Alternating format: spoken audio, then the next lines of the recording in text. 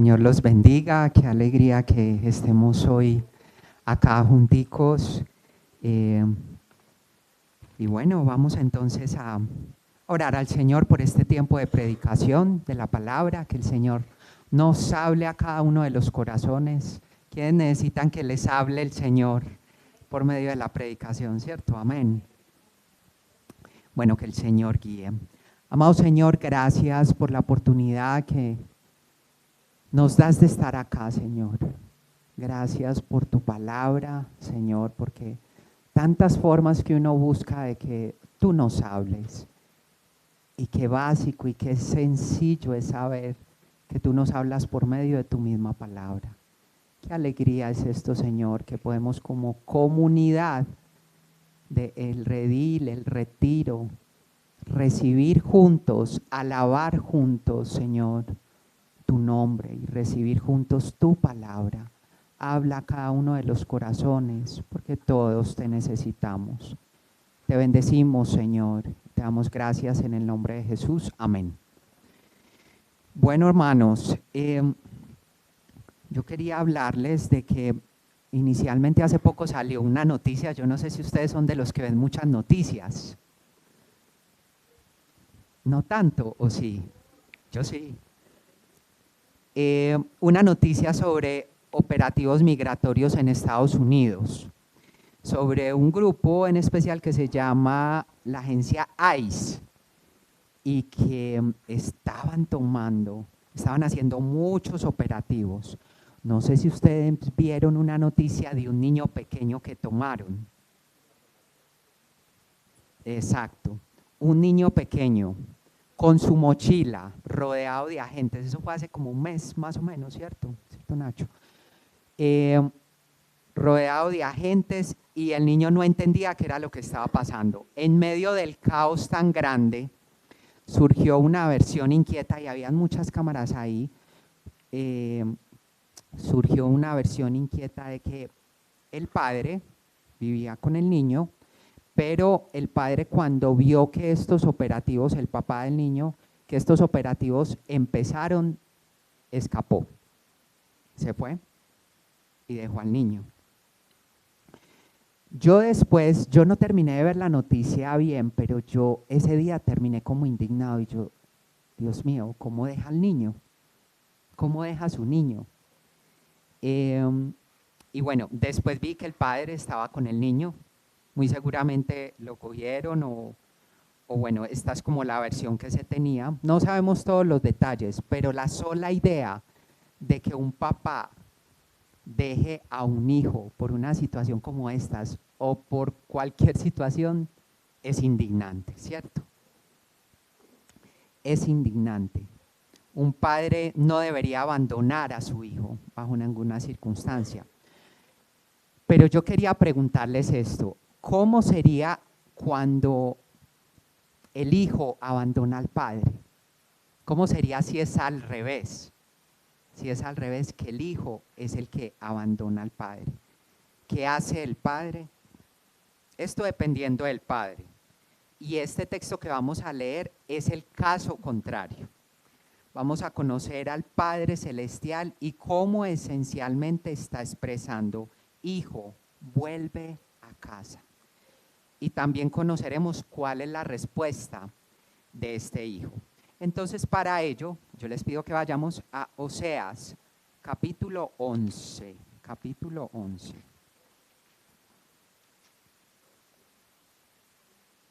Oseas, capítulo 11.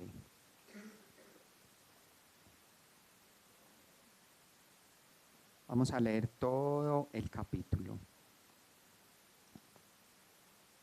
Amén. Ya lo tenemos todos. Amén.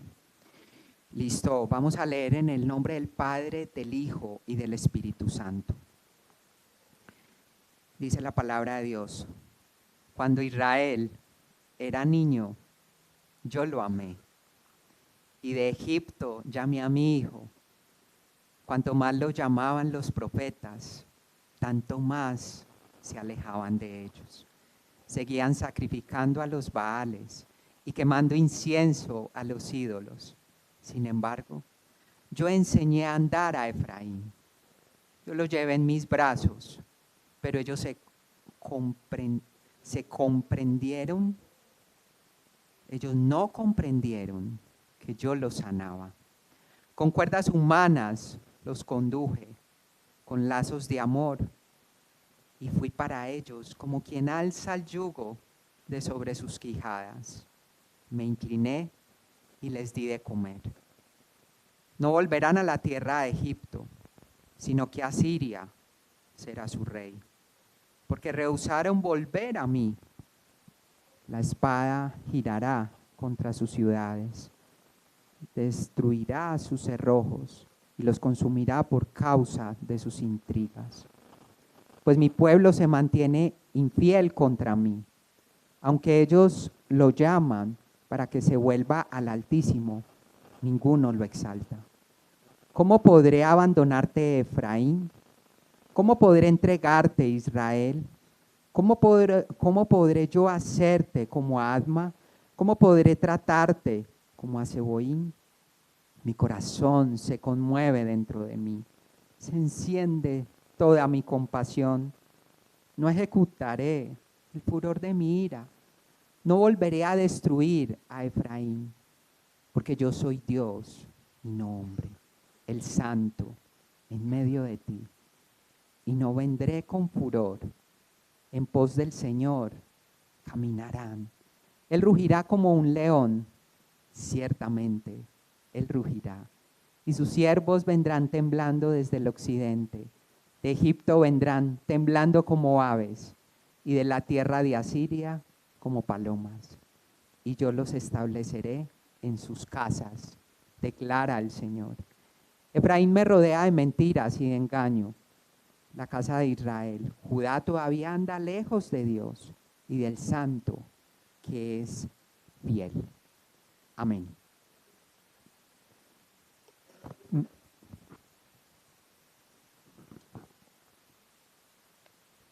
Esta es la palabra del Señor. Y bueno, yo veo en este texto tanta misericordia y compasión, que me recuerda a las prédicas que veníamos escuchando antes, especialmente a la que tuvimos anteriormente con el pastor César. Vamos a ir a esta primera parte, lo que tenemos en el texto, de los puntos que tenemos hoy, y una de ellas es muy importante en este texto, de que somos recordados como hijos, recordados como hijos. Es un papá que recuerda a su hijo pequeño cuando lo tuvo en sus brazos. Y esto lo vemos en el verso 1 al 4, como ustedes lo pueden ver allí. Los puntos que vamos a ver hoy es recordados como hijos, que nosotros también fallamos y que Dios en toda su compasión nos llama de regreso. Esos son los puntos que tenemos para hoy. Y vamos a ir al primer punto, recordados como hijos. Un papá que recuerda a su hijo pequeño cuando lo tuvo en sus brazos. Entonces vamos allí. Vamos a ir del verso 1 al verso 4 de este Oseas 11. Y bueno, yo quisiera que ustedes me dijeran, ¿qué verbos hay acá? ¿Qué verbos vemos y en qué tiempo lo vemos de pronto? Amé, llamé, recordando, dejaban, seguían, volveré. Del 1 al 4 recordemos. Enseñé, muy bien, llevé, sanaba, muy bien. Sí, conduje, también. Caminó, incliné, muy bien. Y les di de comer, y les di de comer. ¿Qué característica tienen todos estos versos? Estos verbos, perdón. ¿Qué tiempo? Están en pasado, están en pasado. Podemos ver cómo un papá está recordando a su hijo y está diciendo, yo lo llevé en mis brazos, yo los llevé, yo los tuve en mis brazos. Algo muy importante para un bebé. ¿Qué creen que es importante para un hijo pequeño o un bebé? Alimentarlo. Yo les di de comer, termina diciendo. Me incliné, les di de comer. Y que es muy importante también para un niño pequeño, un bebé, que sea amado, protegido, y también que cuando se enferme, lo sane, lo cuide, le dé algún medicamento, ¿cierto? También para un niño es muy importante cuando hablamos de la educación. Le enseñé, le enseñé. Y esto, digamos, podríamos decir que encierra todo esto, el amor. Porque él inicia diciendo, cuando era niño yo lo amé. Y todo esto encierra de alimentar, de sanar, de inclinarse y de darle de comer. Muy importante que veamos esta parte en el primer punto tan hermoso. Cómo vemos a nuestro Señor en la figura de un papá y cómo nos vemos nosotros con Él también. Deuteronomio 1:31 dice, y en el desierto, donde has visto cómo el Señor tu Dios te llevó, como un hombre lleva a su hijo por todo el camino que anduvieron hasta llegar a este lugar. Muy hermoso. ¿Cómo podemos ver la figura de un padre? De un padre que recuerda a su hijo, que en el punto que vamos a ver, en el punto siguiente, es un hijo perdido, pero es hijo. Es hijo, y cómo recordar lo que se ha hecho por este hijo. En Deuteronomio 32 del 10 al 11 también dice, él lo encontró en un desierto, en un páramo vacío y ventoso. Lo rodeó y lo cuidó. Lo protegió como a sus propios ojos. Oigan esto, lo protegió como a sus propios ojos, como un águila que aviva a sus polluelos, la figura de un águila que tiene a sus polluelos y revolotea sobre sus crías. Así desplegó sus alas para tomarlo y alzarlo y llevarlo a salvo sobre sus plumas.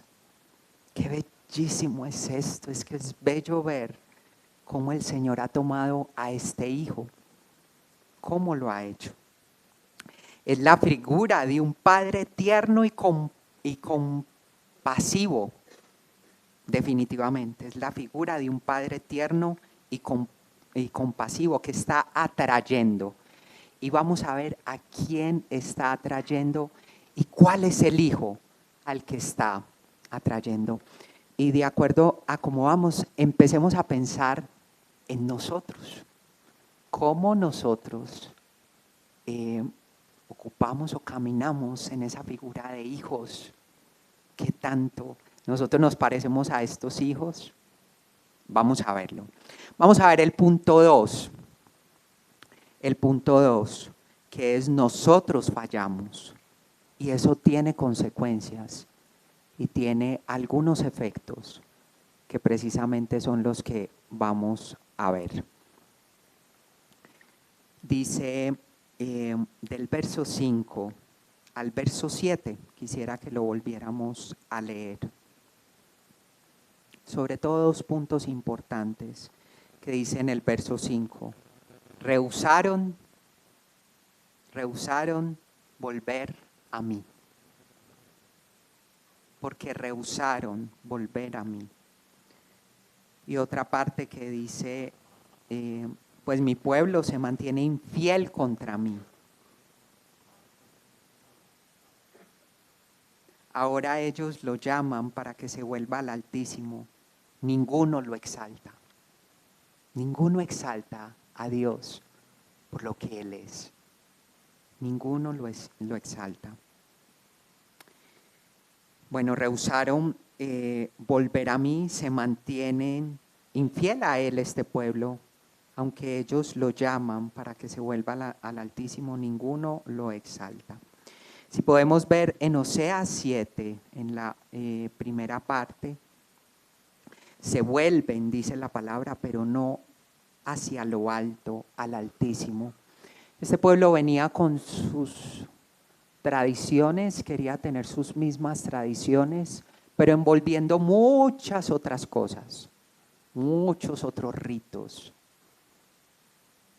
Y Dios decía, están pensando que se vuelven a mí, pero realmente no es así. Este es mi hijo, este es el pueblo que yo llamo acá, que era niño y que yo lo amé. Y hablamos específicamente del pueblo de Israel, ¿cierto? Para este auditorio, para que vamos ubicando de quién está hablando el Señor. No está hablando precisamente de su Hijo amado, de nuestro Señor Jesucristo. Está hablando del pueblo de Israel, que como el pastor nos recordaba la otra vez, cuando escuchamos Efraín en estos textos, se está refiriendo a la tribu más grande, y muchas veces para referirse a Israel le dice como Efraín. Efraín era una tribu muy representativa para todo este pueblo de Israel. Entonces, nosotros fallamos y ese tiene efectos. También en Oseas 6:4 dice, ¿qué haré contigo, Efraín? ¿Qué haré contigo, Judá? Porque la lealtad o misericordia de ustedes es como nube matinal y como el rocío que temprano desaparece. Es decir, no hay lealtad a Dios. Se mueven para otras cosas, pero no para nuestro Dios. Bueno, ¿qué tanto nos empezamos a identificar con esto? ¿Qué de nosotros con esto? Y vamos avanzando, porque si vemos un poco de la historia de lo que pasaba para este pueblo, reinaba en ese momento, en el momento del profeta Oseas, que fue el que escribió este texto, reinaba Jeroboam II, bajo cuya guía estaba disfrutando de paz política y prosperidad material. Paz política y prosperidad material para eso. Muy posiblemente Israel estaba disfrutando también de esto.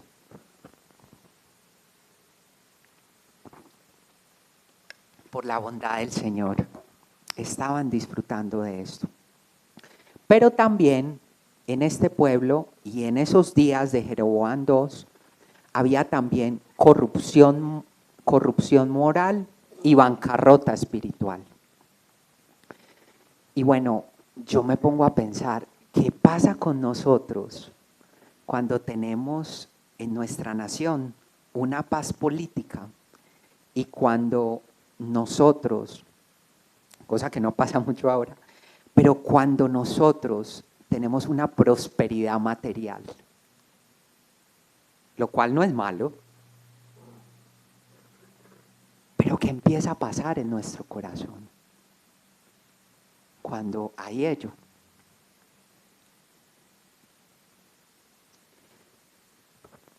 En cuanto a la cultura, en Oseas 11:6 podemos ver que en este tiempo habían ciudades fortificadas que se consideraban autosuficientes.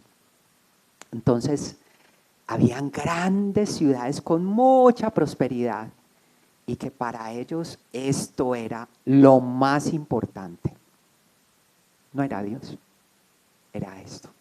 Y por eso cuando todo esto empezó a ocurrir para este momento, el pueblo se empezó a alejar de Dios con mucha facilidad. Y ellos incluso empezaron a buscar ayudas de otros reinos, de Asiria y de Egipto, y no recurrieron a su Señor. Podemos nosotros también recurrir a algunas otras cosas que tengamos y no ir a nuestro Señor. Puede suceder.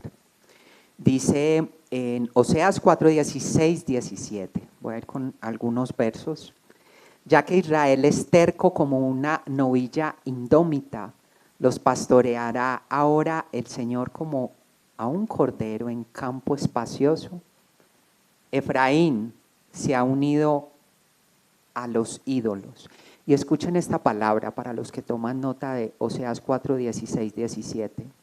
Acá hay una palabra muy difícil que cuando yo la escuché me impactó bastante. Voy a volver a leer. Ya que Israel es terco como una novilla indómita, los pastoreará ahora el Señor como a un cordero en campo espacioso. Es decir, el Señor está preguntando acá, ¿los pastorearé yo? Efraín se ha unido a otros ídolos y la palabra que sigue es déjalo. ¿Qué es lo peor que le puede pasar a alguien que se considera el Señor y a un creyente? ¿Qué es lo peor? Estar apartado, ser dejados de Él, que Él ya no esté. Es lo peor. Y acá dice, déjalo. Terrible ver en la bancarrota que estaba el pueblo. Supuestamente estaban muy bien, porque económicamente está todo súper bien, hemos logrado lo que hemos querido, estamos en prosperidad, pero no tenían lo más preciado, lo más importante, por lo que el pueblo era diferente. No tenían a su Señor. Ya el Señor había dicho, déjalo. Oseas 7:11 también dice, unos capítulos atrás, dice, el pueblo de Israel se ha vuelto como palomas, necias y tontas. Primero clama a Egipto en busca de ayuda y luego vuelve a Siria. Egipto y Asiria, pero no Dios. No Dios. Dice también en otro texto, pero yo he sido el Señor tu Dios desde la tierra de Egipto. No reconocerás a otro Dios fuera de mí, pues no hay más salvador que yo. No hay otro. No va a ser el dinero. Y el Señor puede bendecir con tanta facilidad a cualquiera de nosotros. Pero ¿cómo está nuestro corazón? Si es que realmente eso es lo que queremos, dinero, poder, reconocimiento y demás. ¿Qué es lo que verdaderamente queremos? Y acá los invito a que estemos como en introspección también, mirándonos a nosotros mismos. ¿Qué es lo que quiere verdaderamente hacer la palabra? Examinarnos y examinar nuestro corazón. Hay una palabra también que me llamó mucho la atención de este 5 a este 7, y es que dice, de este 5 a este 7, dice de intrigas. Intrigas. Y los consumirá por causa de sus intrigas. Intrigas. Hay veces nosotros podemos caminar en las intrigas. Hay veces podemos caminar en el chisme. Culturalmente es muy normal. Pero que tanto el Señor también nos está llamando a nosotros a decir, por quien mi Señor es, yo no quiero hacer parte de esta conversación. Por quien mi Señor es, yo me voy a alejar un poco de esta persona que está andando en esto. Por quien mi Señor es, yo voy a exhortar con palabras de amor a un hermano que está andando en intrigas. Y esto no está muy alejado de nosotros. ¿Qué es lo que nosotros vemos en televisión para los que ven televisión? Yo veo televisión. ¿Qué es lo que vemos en televisión y qué hay? Bueno, recordemos programas que hay con eso. ¿Cómo? Mucho chisme. Recordemos esos programas que están a la vuelta de la esquina. Hay realities. ¿Quién ve el desafío acá? ¿Quién ha visto el desafío? Muchos. ¿Quién ha visto, no sé, Sí, realities. Por ejemplo, que recordaba Caso Cerrado, ¿cierto? Eso, y que MasterChef es menos peor, claro. Pero miren, lo importante no es que estemos satanizando todo, no todo debe ser satanizado, pero sí debemos mirar con un ojo amplio qué nos está edificando a cada uno de nosotros.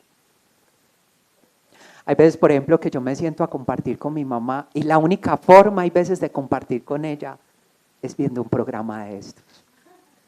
Y yo digo, ay, Señor. Y empiezo a ver la intriga y yo, ay, no va a tener que ir. Pero quiero compartir también con ella. Pero miren, qué bueno es que nosotros tengamos ese ojo de águila para decir, esto me está sirviendo, esto me ayuda para algo. ¿Qué tanto yo estoy perdiendo el tiempo? Bueno, no vayamos muy lejos. Netflix, Disney. ¿Cuántas otras hay? Muchas. ¿Cierto? Que uno dice, ay, qué rico este tiempo. Mi esposa y yo cuando queremos ver alguna película o algo así, pasamos tantas y decimos, no, esta no, esta no, esta no. Tiene que haber algo bueno. Es difícil ahora encontrar algo bueno. Créanme que es difícil. Es difícil. Vale la pena que nosotros seamos edificados y escojamos qué es lo que estamos viendo y qué es lo que estamos oyendo. Vale la pena, porque ese Dios santo del que acabamos de escuchar, que vamos a escuchar ahora, es santo. Y Él dice, sean santos, porque yo soy santo. Pasemos la página si es necesario hacerlo. Que el Señor nos guíe con esto. Bueno, ahí me quedé un ratico en las intrigas, pero cuando dije de programas, empezaron a hacer así varios. Sí. A mí me gusta mucho la televisión y me encantan las películas, yo soy peliculero. Pero sobre todo últimamente he estado mirando en el Señor qué me edifica, qué edifica mi familia. Vale la pena, por quién es Dios. Bueno, este es el pueblo, un pueblo que, dice la palabra, se rehusaron volver a mí, un pueblo lleno de intrigas, chisme, demás, muchas intrigas. Y dice, pues mi pueblo se mantiene infiel contra mí. Aunque ellos lo llaman para que se vuelva al Altísimo, ninguno lo exalta, dejaron de reconocer quién era Dios. ¿En qué momentos de tu vida o en qué aspectos de tu vida has dejado de reconocer quién es Dios? ¿En tus finanzas? ¿En tu vida familiar? ¿En los momentos en donde nadie te ve? ¿Que estás solo?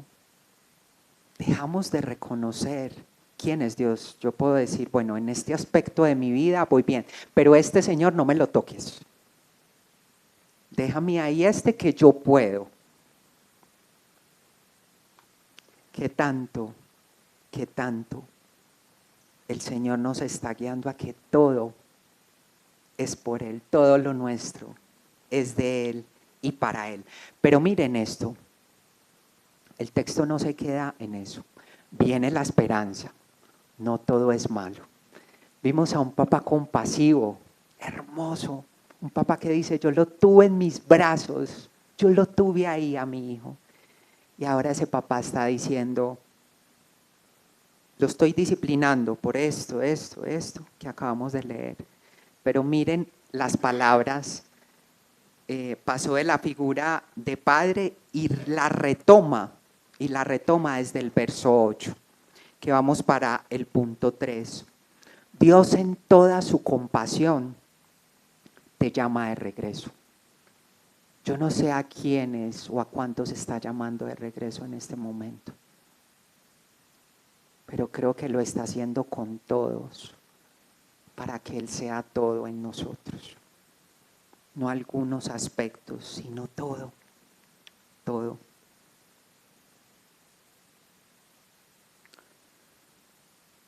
Y miren la respuesta que tiene Dios para que después dice que está disciplinando a su hijo.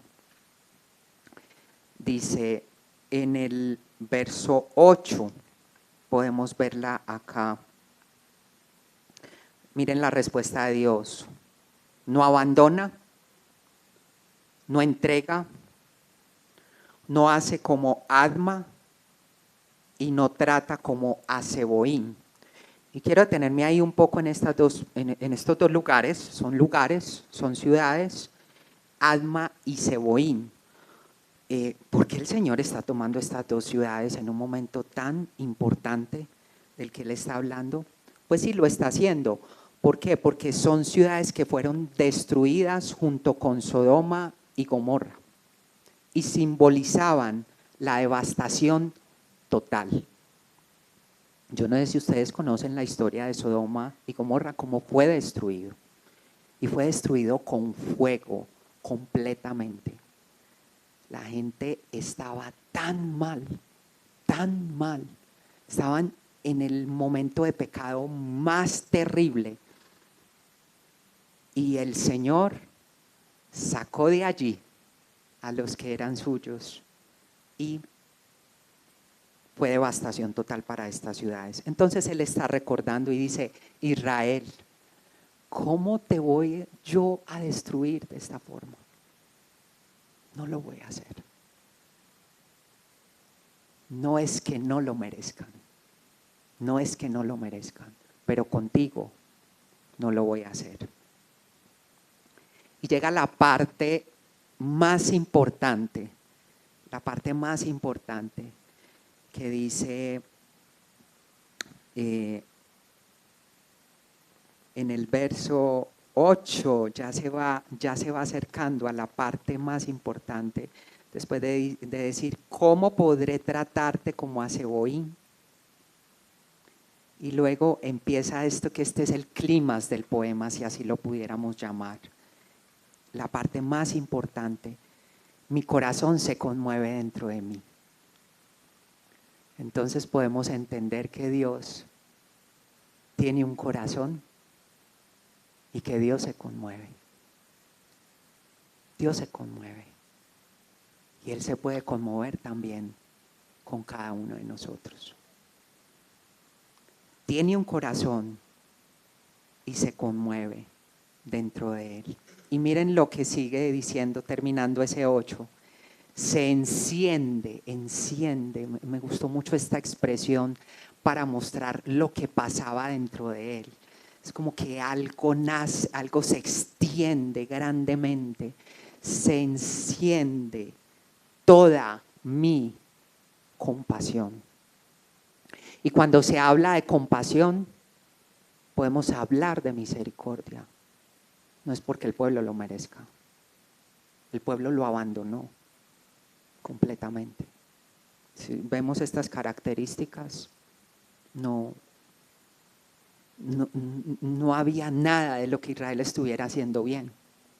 Realmente Él, por su compasión, tomó la decisión de no destruirlo, porque era mucho pecado. Se enciende toda mi compasión, no ejecutaré el furor de mi ira, no volveré a destruir a Efraín. Hermoso esto, como el Señor. Y yo pensaba cuando estaba estudiando este texto: ¿podrá alguien existir así?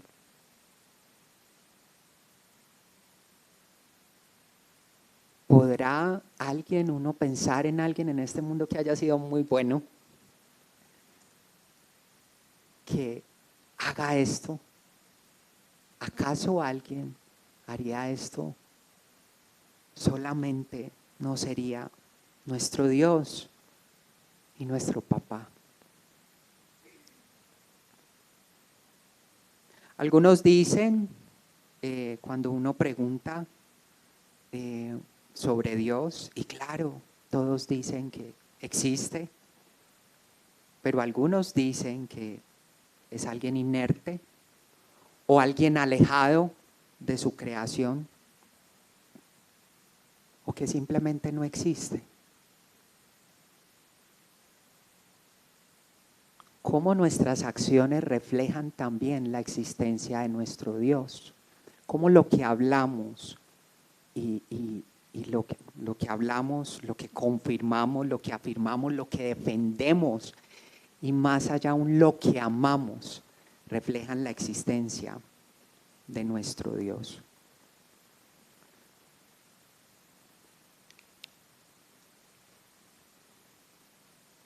Esa es la promesa de que Él no los destruirá y los hará regresar de nuevo. Y después Él dice, porque yo soy Dios y no hombre, el santo en medio de ti. Esta palabra está en el Antiguo Testamento y es escrita por este profeta Oseas, que por la gracia del Señor fue enviado para hablar a este pueblo. Y para este momento, si tuviéramos solamente el Antiguo Testamento, diríamos, bueno, es el Dios verdaderamente santo. Acá quiero detenerme también un poco que hay un teólogo y pastor muy nombrado, un gran personaje bueno, el mundo teológico y demás, que es R.C. Sproul, y él habla de que podríamos hablar no de un 100% Dios y un 100% hombre, sino que es verdaderamente Dios, para no llegar a los absolutos, que por supuesto lo hay, pero con más entendimiento hablaríamos de que este Dios, nuestro Dios, el que está hablando acá, dice que Él no es hombre y que es el santo en medio del pueblo. Verdaderamente santo es Dios. Y luego dice otra vez, y no vendré con furor. Y acá ya viene todo lo que habla referente a hacer volver al pueblo. ¿Podría existir alguien así? Bueno, dice en referente a esta parte que es cuando Él ya habla para hacer volver al pueblo. Hay unos textos muy hermosos, es la promesa de que no los va a destruir y también que Él viene con la figura de un león, ciertamente Él rugirá y sus hijos, sigue la figura de padre, sus hijos vendrán temblando desde el occidente, de Egipto vendrán temblando como aves, de la tierra de Asiria como palomas, y yo los estableceré en sus casas, declara el Señor. Esta es la promesa de que no serán destruidos. Dice en Oseas 3:5, después los israelitas volverán y buscarán al Señor su Dios y a David su rey. Acudirán temblorosos al Señor y a su bondad en los últimos días. Dice otro texto, pero yo he sido el Señor tu Dios desde la tierra de Egipto. De nuevo te haré habitar en tiendas como en los días de la fiesta señalada. Y miren este último, Levítico 26:13. Yo soy el Señor su Dios, que los saqué de donde, de la tierra de Egipto, para que no fueran esclavos de ellos. Rompí las varas de su yugo y los hice andar como erguidos. Miren todo lo que hizo el Señor con este pueblo cuando los sacó de la esclavitud. Hasta los hizo andar erguidos. Los sacó de la esclavitud.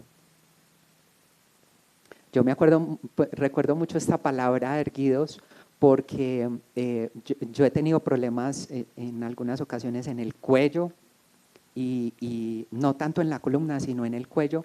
Entonces yo muchas veces andaba así y ni me daba cuenta, como con maleta, ¿cómo es que se dice? Con joroba.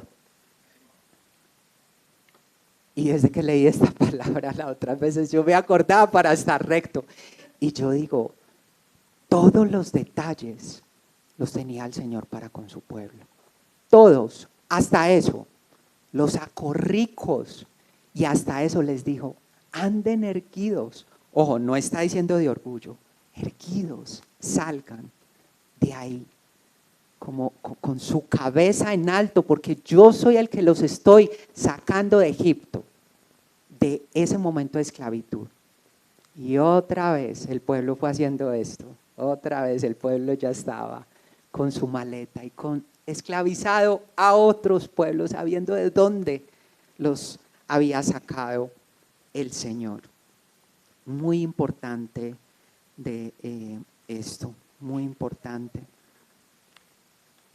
Todo esto lo hará, lo hizo mi mano, y así todas estas cosas llegaron a ser, declara el Señor, pero a este miraré, al que es humilde y contrito de espíritu, que tiembla ante mi palabra. Este pueblo estaba temblando ante su palabra. Para nada. Este pueblo ya había olvidado la ley. Este pueblo había olvidado todo. Ya no eran diferentes. Ya no tenían nada interesante y diferente como lo que el Señor los había llamado. No había nada de gracia en ellos. Absolutamente nada. Y miren que el hecho de salir erguidos no es el hecho de salir con orgullo. Dice, al que es humilde y contrito de espíritu, al que tiembla ante mi palabra, a ese miraré. Y por último, para ir ya avanzando, entonces acontecerá que aquel día el Señor ha de recobrar de nuevo con su mano por segunda vez al remanente de su pueblo que haya quedado de Asiria, de Egipto, de Patros, de Cus, de Elam, de Sinar, de Hamat y de las islas del mar. Esto dice Isaías 11:11. Esto realmente es un preámbulo de lo que va a ocurrir terminando este libro de Oseas, que ya estamos cerca de terminarlo. Recordarles que vamos en el 11 y termina en el 14. Vayan leyendo, y si no han leído el libro, léanlo por completo, pónganlo en audio. Es espectacular sumergirse en Oseas. Pero ¿qué es lo que pasa en este verso 11? Los estudiosos hablan de que es de los momentos, aunque hay tanto juicio en este libro, es de los momentos más tiernos en los que el Señor está hablando. ¿Por qué en un momento donde el pueblo está tan extraviado, viene el Señor con estas palabras de ternura? ¿Acaso Dios es todo misericordia? ¿Es todo compasión? Sí lo es, nuestro Dios. Así lo es. Este es un preámbulo y es la iniciativa de Él. No tiene que ver nada con el pueblo, es la misma iniciativa de Él. Yo voy a tener compasión de mi pueblo. ¿Acaso así el Señor no ha tenido compasión de nosotros? De cada uno de nosotros. ¿Quién tuvo la iniciativa de llamarnos a Él? ¿Acaso no fue el Señor? ¿Quién fue el que nos llamó? ¿Quién fue el que nos miró? Por ahí algunos dirán, no, Señor, nosotros te aceptamos. Él hizo todo. Y así mismo ha hecho con este pueblo, que es su pueblo, pero el pueblo se olvidó de Él, dice en otro texto. En un lenguaje tan tierno como el utilizado en el hijo pródigo. ¿Recuerdan el hijo pródigo? ¿Recuerdan el texto del hijo pródigo? Es hermoso, está en Lucas 15, del 11 al 32. Vámonos leyendo, porque vamos a tener también este hijo pródigo como enseñanza. Dios, el Padre amoroso, proclama su compasión por Israel a pesar de la rebelión. La elección de Dios no puede ser frustrada más allá del juicio, porque los efectos del pecado, y por eso uno de los subtítulos era los efectos, las consecuencias, iban a llegar, indudablemente. Pero más allá de ello venía la esperanza de la compasión de nuestro Señor. No se trata de lo que hagas o de lo que digas, me refiero al pecado con el que combatimos todos. Se trata de lo que tú estás amando más. ¿Qué es lo que tú amas más que a Dios? Con nuestras palabras, con nuestros hechos, estamos reflejando qué es lo que más amamos. Tus acciones muestran que te amas cada vez a ti mismo ¿O amas a Dios? Esto es el pecado detrás del pecado. ¿Ves el recibimiento del Padre a tu vida por medio de su Hijo fiel? Vuelve a casa en este momento, vuelve a casa porque tu Padre te está llamando. Volvamos todos al Padre con todos los aspectos de nuestra vida, entendiendo que amamos más cosas que a nuestro Señor. Cristo es la enseñanza en el Evangelio de Mateo 9, del 9 al 13, es cuando Jesús se fue de allí y vio a un hombre llamado Mateo. Para los que copian es Mateo 9, del 9 al 13.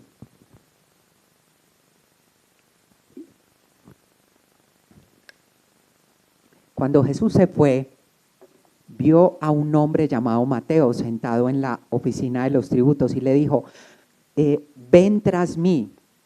Y levantándose, Mateo lo siguió. Y estando él sentado a la mesa en la casa, muchos recaudadores de impuestos y pecadores llegaron y se sentaron a la mesa con Jesús y sus discípulos. Ojo a esto, cuando los fariseos vieron esto, dijeron a sus discípulos, ¿por qué come su maestro con los recaudadores de impuestos y pecadores? Al oír esto, dijo Jesús, los que están sanos no tienen necesidad de médico, sino los que están enfermos. Pero vayan y aprendan lo que significa. Miren esto, misericordia quiero y no sacrificio, porque no he venido a llamar a justos, sino a pecadores. ¿Cómo vas tú caminando en la vida? Como aquel enfermo necesitado de Él. ¿Cómo vas tú caminando la vida? O como aquel médico que quiere salvar el mundo. Y no tengo nada personal contra los médicos, al contrario. Pero ¿cuál es tu actitud frente a la vida? ¿Eres necesitado del Señor? ¿Cómo puedes tú expresar la compasión hacia otros, aún viendo la necedad? Los que tenemos familias que todavía no han llegado a los pies del Señor. Podríamos pensar que por su necedad no han llegado al Señor. ¿Cómo podrías verlos con ojos de compasión, así como los ve el Señor? Por supuesto, sin participar del pecado que en lo que ellos están caminando. Los puedes ver con ojos de compasión, así como te ve el Señor a ti.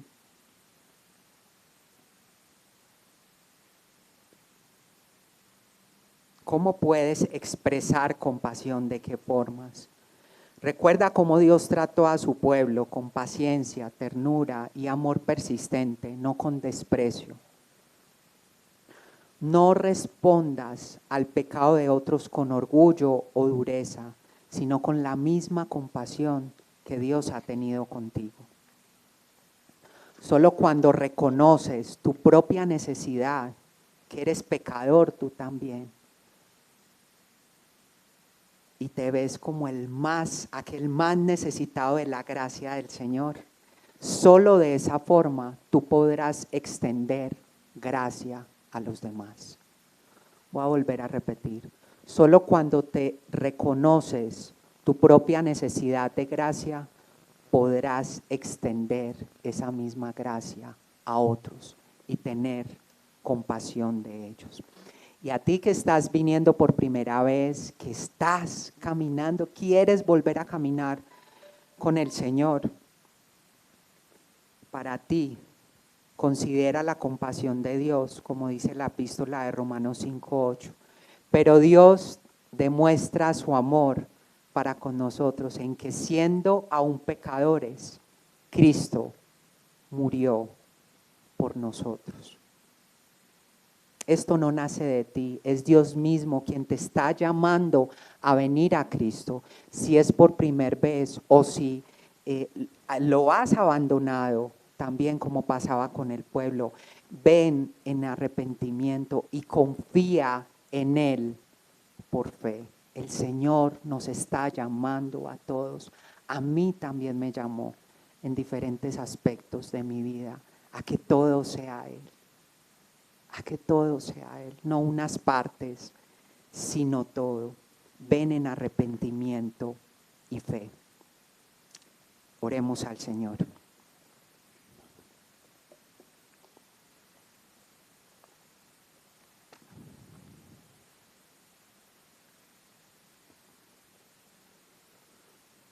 Amado Señor, gracias por lo que hoy nos has entregado.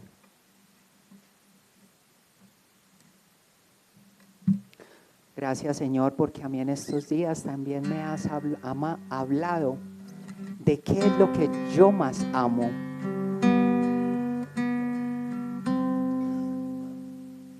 ¿Qué es lo que yo más amo en lugar de ti? ¿Qué me gusta más? ¿Ver televisión? ¿Descansar? ¿Aún mi familia? ¿Qué es lo que verdaderamente a mí me gusta más que compartir tiempo contigo, Señor? Que ir en intimidad contigo.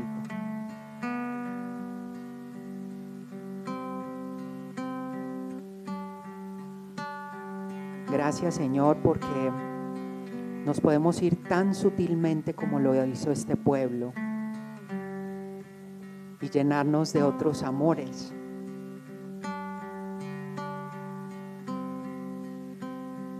Gracias porque este es el preámbulo de lo que viene. Y gracias por dejarnos saber que tú eres el que tienes la iniciativa. Y que tú nos estás llamando a tu iglesia, al redil del retiro.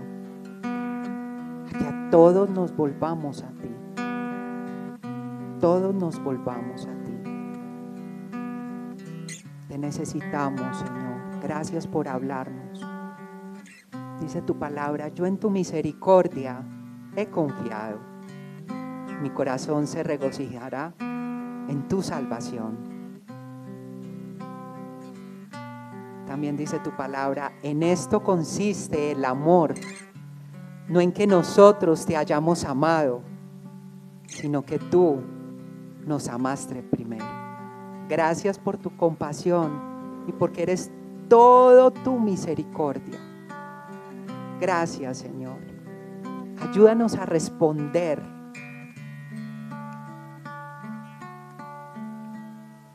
sin necesidad de todas estas cosas, Señor. Tú al que amas disciplina, pero ayúdanos a responder a este llamado, a caminar contigo, a disfrutarte, a saborearte, a contemplar tu nombre, a ir de rodillas ante ti o subiendo los brazos, reconociendo quién eres tú, a volver a esos tiempos en donde estuvimos tan enamorados de ti. Ayúdanos, Señor. Te necesitamos. No hay nada mejor que este mundo pueda representar que tu presencia. Ni la mayor riqueza, ni el poder, ni las personas, ni los recursos, ni las circunstancias. Qué bueno es ir a ti, Señor. Te bendecimos. Cantemos a nuestro Señor y volvamos a Él. Pongámonos en pie. Cantemos a nuestro Señor.